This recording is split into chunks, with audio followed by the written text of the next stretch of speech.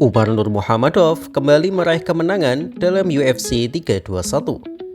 Akhirnya setelah 9 bulan tidak bertanding, jagoan kelas bantam dari Dagestan ini kembali ke oktagon untuk mengisi main card UFC 321 di Abu Dhabi.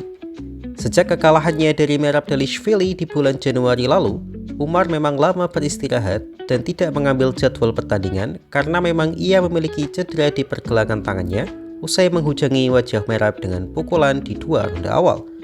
Karena itu, banyak yang membuli Umar atas provokasi Merab dengan mengatakan bahwa Umar adalah fighter yang manja karena mendapatkan privilege yang luar biasa sebagai sepupu Khabib Nurmagomedov.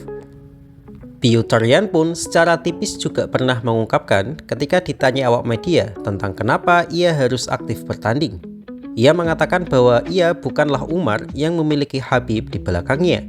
Karena itu, ia harus bertanding untuk memenuhi nafkah keluarganya, tak seperti Umar yang tak terlihat memikirkan uang dan fokus ke recovery saja ketika cedera. Itu jelas tidak baik bagi Umar karena menyandang nama Nurmagomedov saja sebenarnya sangat berat. Tapi apa yang disampaikan Petr Yan memang ada benarnya. Petr Yan bertanding tak hanya untuk prestasi, tapi juga untuk nafkah keluarga. Berbeda dengan Umar yang relatif jarang menunjukkan nafsu bertanding untuk uang, karena kalau butuh uang, ia tinggal minta Khabib saja. Walaupun sebenarnya tidak sesederhana itu sih, tapi sangat wajar jika ada yang berpikir seperti itu. Media pun semakin memanas-manasi suasana dengan bertanya pada Umar tentang Merab Dvalishvili. Ya memang sih, Umar sejauh ini dianggap sebagai petarung yang paling dekat levelnya dengan Merab. Tapi dengan bertanya fighter lain menuju pertandingan yang lain, tentunya adalah hal yang kurang baik. Padahal lawan Umar juga bukan fighter sembarangan. Ia adalah Mario Bautista, fighter asal Amerika Serikat yang berada dalam 8 win streak sekaligus, pemegang sabuk hitam Brazilian Jiu-Jitsu. Meskipun seorang BJJ black belt, tapi Bautista lebih dikenal dengan kemampuan strikingnya yang sangat tajam, sehingga bisa dibilang Bautista adalah lawan yang sangat berbahaya. Merab yang tidak suka Umar pun memberikan dukungan moral pada Bautista dengan mengatakan bahwa jika Bautista menang, maka ia akan memberikan tiket title shot untuknya. Tapi uniknya, jika Umar menang, Merab enggan memberikan kesempatan itu. Sempat di press conference, Umar masih sibuk dengan menjawab pertanyaan wartawan perihal tentang Merab, sehingga banyak fans khawatir bahwa Umar tidak fokus pada Bautista. Bahkan Umar sempat ditanya masalah Ilia Topuria yang sebenarnya bukan masalahnya. Emang media paling pintar kalau buat drama sih. Sedangkan Bautista sendiri yang tidak banyak memiliki drama terlihat sangat fokus menghadapi Umar. Ia pun berusaha untuk mendapatkan kemenangan knockout di ronde pertama. Pertandingan pun akhirnya terjadi. Terlepas dari beratnya beban yang dilalui Umar menjelang pertandingan ini, Umar tampil lepas dan melakukannya dengan cukup baik. Umar langsung menggunakan takedown-nya setelah Bautista melakukan kesalahan dalam strikingnya. Dengan bantingan yang cantik, Umar berhasil menjatuhkan Bautista dan menahannya di bawah. Umar mencoba untuk bermain catur di bawah dengan beberapa kali melayangkan ancaman submisi. Tapi Bautista yang seorang penyandang sabuk hitam BJJ berhasil selamat dari segala ancaman submisi Umar. Tapi ia gagal untuk bertahan dari dominasi Umar hingga akhir ronde pertama. Di ronde kedua, Bautista mencoba lebih agresif dengan strikingnya. Umar pun meladeninya dengan kecepatan tendangannya, tapi dalam sebuah momen, Bautista berhasil mendaratkan lututnya ke dagu Umar dan menjatuhkannya. Bautista pun mencoba memaksimalkan momen itu, tapi Umar berhasil bangkit dan recovery, lalu melancarkan takedown yang tak bisa ditahan Bautista. Setelah beberapa saat, Bautista mampu berdiri, tapi Umar semakin aktif menyerang dengan kecepatan jab pukulannya.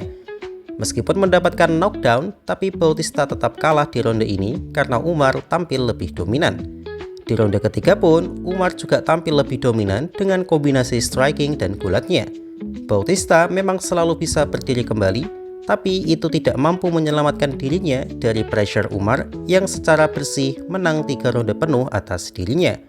Umar pun menang dengan unanimous decision 30-27. Meskipun menang, Umar masih belum terlalu puas dengan performanya sendiri. Apalagi di sebelum pertandingan, ia berjanji akan tampil sebaik mungkin pada Dana White untuk mendapatkan title shot kedua. Meski menang dan mendominasi Bautista, tapi ia gagal mendapatkan finish, yang itu artinya Umar belum tentu langsung mendapatkan jatah title shot. Sisi positif yang terlihat adalah Umar memiliki ketahanan dagu yang bagus karena mampu menahan kesadarannya dari serangan lutut Bautista yang sangat telak. Tapi sisi kritisnya adalah Umar terlihat cukup kelelahan setelah 3 ronde dengan nafas yang cukup terenggah-enggah ketika melakoni oktagon interview dengan Dizzy. Entah itu karena lelah atau efek mikir bahasa Inggris, saya tidak tahu sih.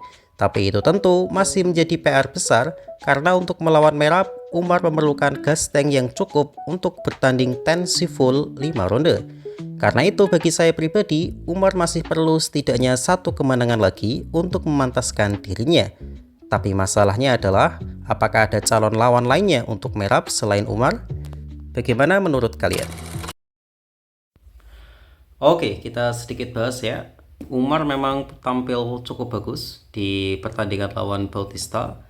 Tapi kalau misalnya setelah pertandingan ini Umar langsung lawan Merab, secara ranking sebenarnya sih pantas-pantas saja. Tapi kalau secara kelayakan yang rival, alangkah baiknya kalau misalnya Umar untuk tahan dulu, ambil dulu fight untuk pengalaman yang lain, supaya nanti melawan Merab kita bisa menyaksikan pertandingan antara Merab dan Umar secara lebih kompetitif. Karena jujur saja tidak ada banyak perubahan dalam skill Umar Nurmuhammadov dari yang kita saksikan melawan Bautista. Bukan berarti Umar skillnya jelek, enggak. Skillnya dari awal Umar sudah sangat bagus. Bahkan saya bisa bilang, kalau soal skill, Umar itu lebih skillful dibandingkan Merab. Tapi kan yang membuat Umar kalah dari Merab itu kan bukan masalah skill issues, tapi kan masalah kardio Umar yang kalah jauh dibandingkan Merab. Karena untuk mengalahkan seorang Merab, kalau tidak memiliki skill yang absolut, maka harus memiliki kardio yang setidaknya bisa bertahan 5 ronde full tensi lawan Merab. Di pertandingan pertama itu kan maksimal si Umar itu hanya bisa full tensi 3 ronde. Di ronde 4 dan ronde 5 itu udah kelihatan banget. Memang nggak sampai kuat bertarung, tapi Umar tensinya sudah sangat menurun. Kalau Merab kan kayaknya 10 ronde udah masih full tensi gitu. Dan Umar sejauh ini belum memiliki knockout power yang cukup untuk menjatuhkan petarung yang memiliki rahang sekeras Merab gitu. Jadi alangkah lebih wise lagi kalau misalnya Umar ngambil 1 kali lagi fight setidaknya sebelum melawan Merab Dvalishvili.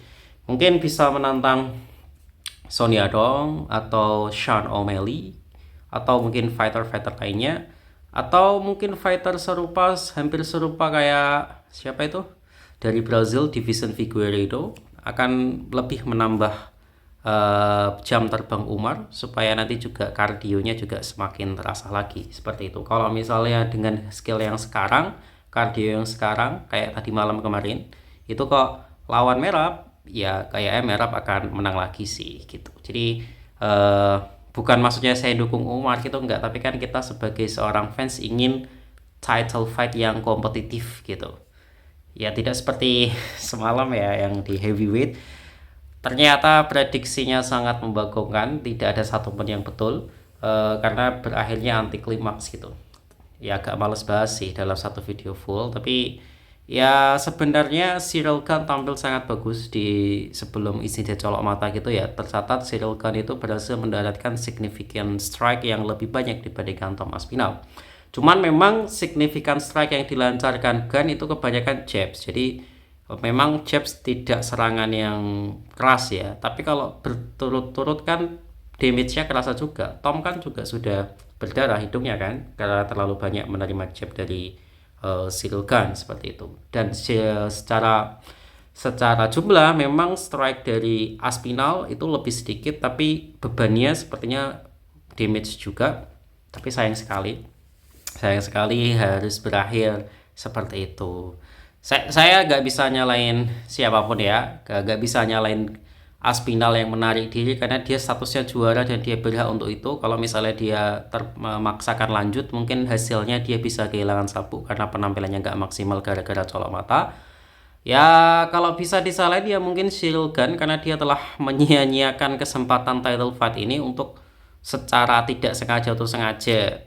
Saya tidak tahu ya, tapi itu terjadian yaitu eksiden colok mata. Harusnya dengan kesempatan yang sebaik itu mendapatkan title shot, padahal sebelumnya dia telah mengalami pertandingan yang cukup kontroversial melawan Alexander Volkov. Kan dia menang banyak dilakukan orang ya, banyaknya rope fight gitu atau perampokan kemenangannya Volkov gitu, harusnya dimaksimalkan dengan sebersih mungkin, sebagus mungkin oleh Ciryl Gane. Tapi Dana White sudah mengkonfirmasi bahwa secepatnya laga ini akan di rebook atau dipesan ulang dan secepatnya kita akan melihat rematch untuk menentukan siapa yang terbaik antara Ciryl Gane ataupun Tom Aspinall. Tapi yang pasti yang paling ketawa adalah Jon Jones, dan kita sudah bisa melihat jawabannya ya. Kalau Tom Aspinall tidak akan punya peluang melawan Jon Jones karena menghindari colokan mata Ciryl Gane saja Tom Aspinall nggak bisa, apalagi menghindari colokan Jon Jones yang lebih akurat, lebih presisi, lebih panjang dan lebih powerful colokan matanya. Oke, demikian pembahasan di UFC 321. Untuk setelah ini kita akan bahas partai UFC atau kartu UFC yang sangat megah, yaitu UFC 322. Welcome to UFC 322 yang menghadirkan banyak sekali fight menarik, dan puncaknya tentu saja laga yang sudah ditunggu selama 6 bulan terakhir, yaitu laga antara Jack Della Maddalena versus Islam Makhachev for welterweight championship of the world. Oke, terima kasih dan sampai ketemu di berita selanjutnya. Bye bye.